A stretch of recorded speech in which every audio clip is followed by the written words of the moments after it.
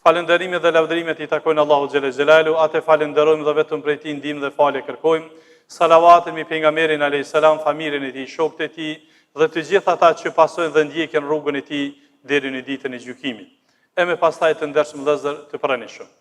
Me lenin Allahu xhelle xhelalu, sot do ta trajtojmë një temë aktuale, një temë e cila koincidon edhe me datën e sotme. Sot jemi me 5 qershor dhe botërisht njihet si dita e ambientit. Prandaj ne sot do ta trajtojmë këtë temë për shkak të rëndësisë së ambientit dhe jo për shkak të rëndësisë së datës, që të jemi të qartë dhe ta kuptojmë se mesazhet hyjnore kanë ardhur që ne të jemi të kompletuar në vazhdimsi në jetën tonë, të mos jemi sezonal në pastërti, sezonal në respekt, sezonal në përkushtim, por të jemi të vazhdueshëm. Mirë, po ja që ka koincidu sot që kjo datë pra tjetë dita e premte, dita e gjuma dhe 5 qershori. Andaj të ndershëm vëllezër, themi se gjithsesi që kjo është një prej vlerave me të cilat ka ardhur Islami. Rujtja dhe përkujdesi i ambientit është pjesë e shpalljes. Mirë, po ne do të flasim nga një këndvështrim tjetër. Do të flasim nga këndvështrimi i vetëdijsimit të njeriut për rujtjen e mjedisit. Pra të ndershëm vëllezër, nga tema kuptojmë se kemi nevojë ne, madje ne që vim në xhami, madje ne që falemi, madje ne që kemi shkuar në haxh, ne kemi nevojë të vetëdijsohemi me rujt ambientin. E pastaj ne jemi shembull për të tjerë, por mesazhi është unifikues dhe universal, vlen edhe për të tjerë që nuk vinë në xhami, edhe për të tjerë që pra nuk janë praktikues.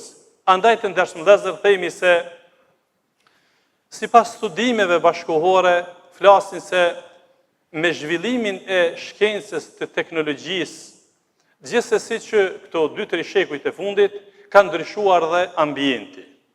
Dhe ky ndryshim ka bërë që të shfrytëzohet në mënyrë iracionale pra çështja e ambientit dhe të jetë pra në dëm të njeriut dhe të gjallësave të tjera.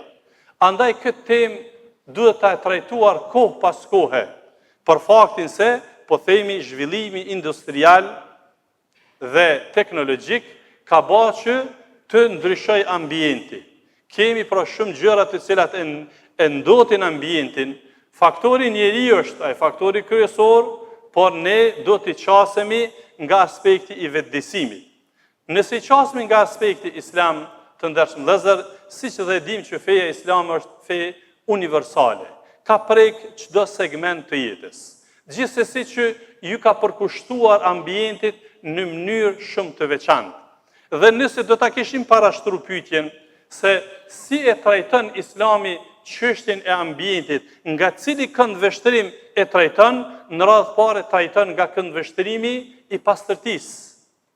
Ju e dini të ndershëm vëllezër se feja islame, me të cilën kanë ardhur të gjithë pejgamberët, nga Ademi alayhis salam deri te vula pejgamberëve, Muhamedi alayhis salam, të gjithë pejgamberët e kanë bardhë këtë mesazhin e pastërtisë. Madje babai i pejgamberëve, Ibrahimi alayhis salam, e ka inicu fuqishëm çështjen e pastërtisë individuale dhe trupore.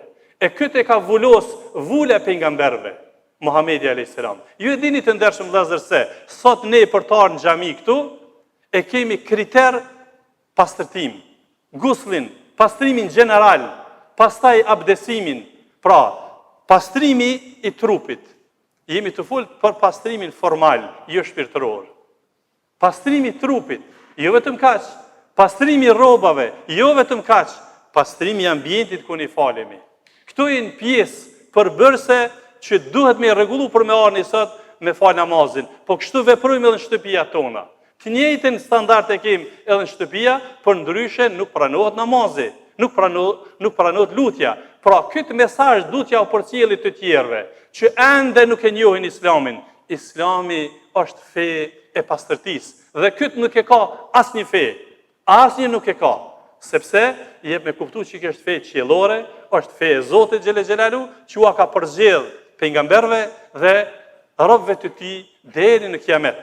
Pra, Allahu xhelle xhelaluhu kur flet për rëndësinë e pastërtisë thot në Kur'an, inna Allahe yuhibbu at-tawwabin wa yuhibbu al-mutatahhirin. Allahu i don ata që pendohen, por i don edhe ata që pastrohen. Pra, pastërtia është e kërkuar fetarisht. Ata që pastrohen janë prej të dashurve të Allahut.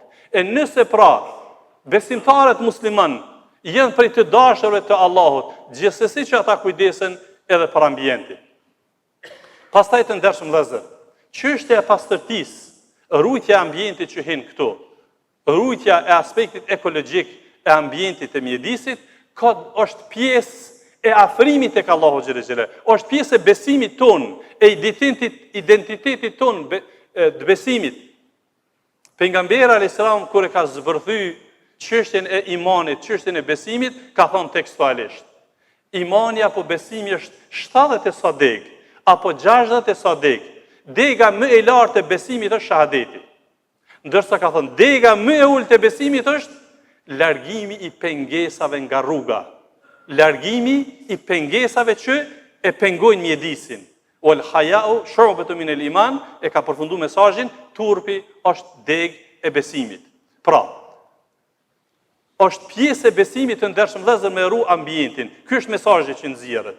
Llogaritni të ndershëm vëllezër, 23 vite shpallje të vazhdueshme kanë folë për rujtjen në mesin e mesazheve, rujtjen e mjedisit. Dhe që 15 shekuj që jenë përcjell këto mesazhe, prandaj ne si besimtar, ne si namazfalës, do të jemi model, sepse ne çysh e mësojmë me adhuru Allahun, çysh e mësojmë me ardh në xhami, e mësojmë me ru ambientin, e që do të flas konkretisht se si ruhet. Pastaj të ndershëm vëllezër, mbajtja e pastërtisë, kujdesi për pastërtinë është kujdesi për shëndetin.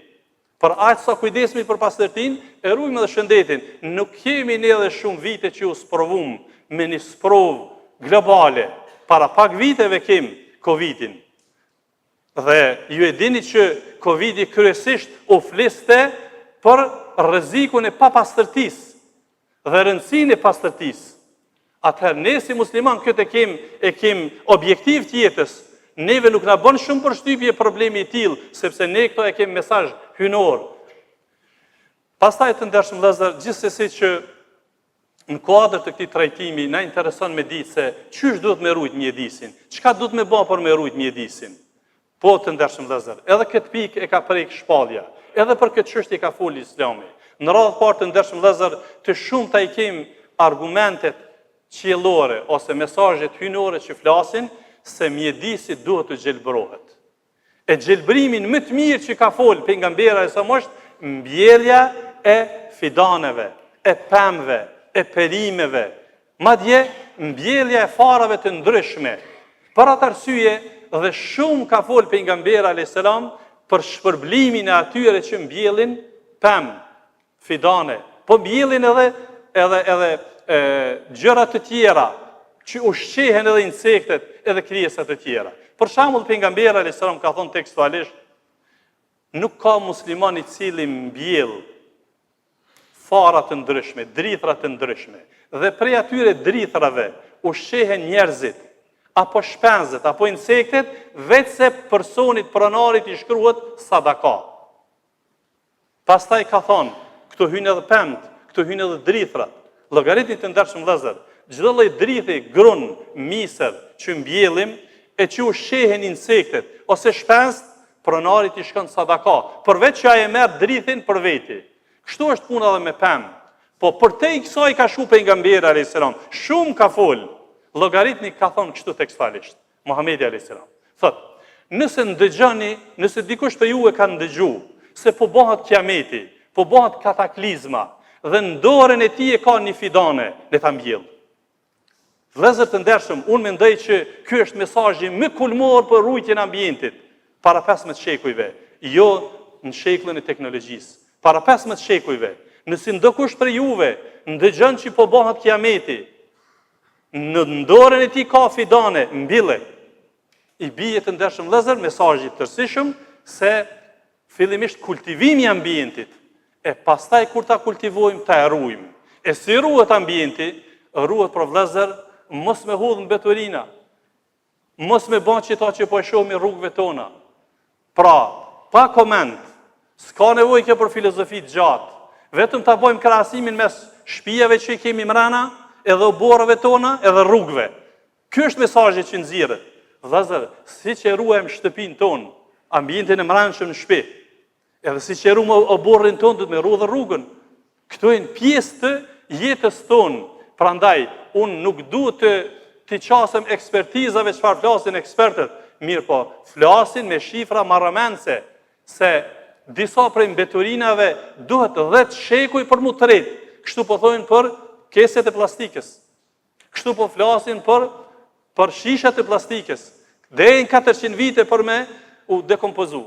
Kështu po flasin për mbeturinat e duhanit, 10 deri 15 vite për mu trajtu dhe me ndryshu.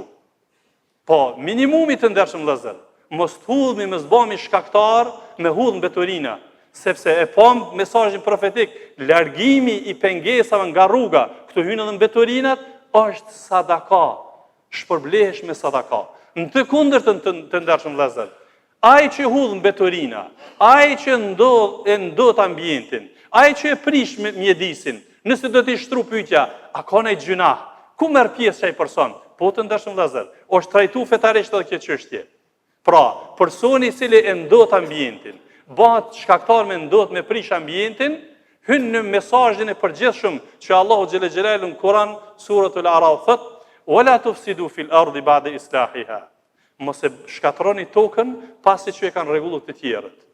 Edhe pse citati flet një tematik të veçantë për besimin, por mesazhi është i përgjithshëm. Pra edhe ai që ndot ambientin, edhe ai që shkatron ambientin, thonë dietarët islam, hyn në fesad të tokës, hyn me e shkatru pra rregullin e tokës. Pastaj të ndershëm vëllezër, ai që ndot ambientin mund të hyn në ato mallkimet profetike që pejgamberi alayhissalam tekstualisht ka thonë ittaqu la'nain, uruanu, kujdesuni nga dy mallkimet.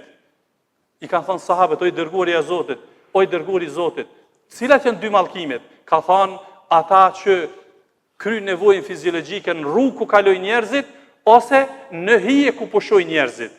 Ka ardhur një transmetim tjetër, ittaqul mela'in, largohuni prej mallkimeve të shumta, hyn edhe ndotja e ujit. Pra të ndershëm vëllezër, llogaritni këto mesazhe profetike para 15 shekujve për rujtjen e ambientit dhe mos ndotjen e ambientit, e pastaj ndotja përfshin një gamë të gjerë të çështjeve. Pra, rreziku i ndotjes së ambientit, tham, rrezikon shëndetin tonë. E Islami të ndershëm vëllezër, feja islame ka ardhur për rujtjen ose i ka dhënë rëndësi 5 objektivave, ndërto rujtja e shëndetit. Rujtja e shëndetit është me prioritet në Islam, andaj themi pra të ndershëm vëllezër se feja islame është vërtet feje kompletuar. Nuk është vetëm feje xhamisë, nuk është vetëm feje e namazit. Feja islame është feje e të gjitha segmenteve të jetës, prandaj kultivimi i ambientit, gjelbërimi i ambientit dhe rujtja e ambientit është pjesë e identitetit ton fetar. Lusim Allahun e Madhreshëm që të na bën prej atyre që ne e rujmë ambientin, e kultivojmë ambientin dhe në asnjë formë nuk e ndot me atë. E them këtë që ndëgjuat, kërkoj falje për vetvete dhe për ju, kërkoni edhe ju falje sepse Allah është falësim. Të ndershëm vëllezër të pranishëm, shumë çka kishim me thënë për rujtjen e ambientit, e mjedisit dhe kujdesin nga mos ndotja, por koha nuk premton, ne duam që të jemi jo vetëm teorik, por të jemi edhe praktik, kështu që në pjesën e dytë të kësaj hutbe bëj thirrje publike për gjithë ju, xhamatin e xhamisë tonë, në të diellën inshallah nga ora 10 deri në kohë të drekës, do të mirëm me pastrimin e oborrit të xhamisë dhe rrugëve përreth xhamisë dhe rrugëve të lagjes ku është xhamia. Pra, që të jemi shembull, këtë që po e themi tani me gojë, të jemi praktik, pra edhe kjo ka qenë vazhdueshme, edhe vitet e kaluara, por edhe këtë vit inshallah, pra xhamati i xhamisë të Vetërnek të diellën organizon pra pastrimin e ambientit të xhamisë dhe rrugëve të lagjes ku gjendet xhamia.